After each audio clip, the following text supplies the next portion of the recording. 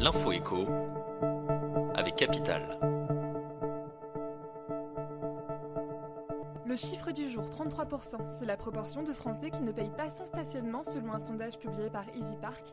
Chez les conducteurs de 25 à 34 ans, c'est même 44% qui reconnaissent ne pas le régler.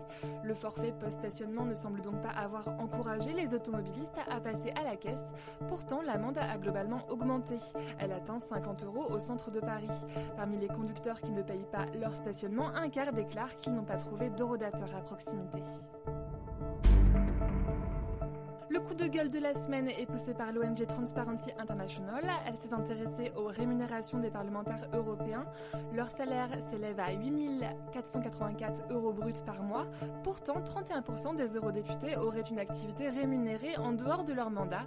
D'après l'ONG, 35 élus ont même gagné plus de 100 000 € en plus de leur salaire. Transparency estime que ces pratiques risquent de créer des conflits d'intérêts. L'info pratique capitale, sachez qu'il existe des circonstances exceptionnelles qui permettent de réduire la fiscalité de l'assurance vie. Il est possible de récupérer son capital sans payer de taxes lorsque l'on est touché par 4 types d'accidents de la vie. Il s'agit du licenciement, de la mise en retraite anticipée, d'une situation d'invalidité ou de la liquidation judiciaire de l'entreprise. Des moments difficiles mais qui permettent de ne payer que des prélèvements sociaux. Pour plus d'informations, rendez-vous sur Capital, rubrique Votre argent. On finit avec la news high-tech du jour. Microsoft a dévoilé hier sa Surface Go, une tablette à prix réduit par rapport au reste de la gamme. Les tarifs en France démarreront à 449 € pour 64 Go. La Surface Go est dotée d'un écran tactile de 10 pouces avec une petite béquille à l'arrière pour l'incliner. Elle peut être associée à un clavier et une souris pour se rapprocher d'un PC.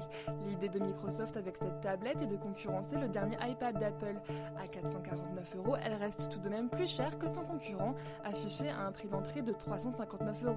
Les précommandes sont déjà ouvertes, mais la Surface Go ne sortira qu'au mois d'août. C'était l'info écho avec Capital.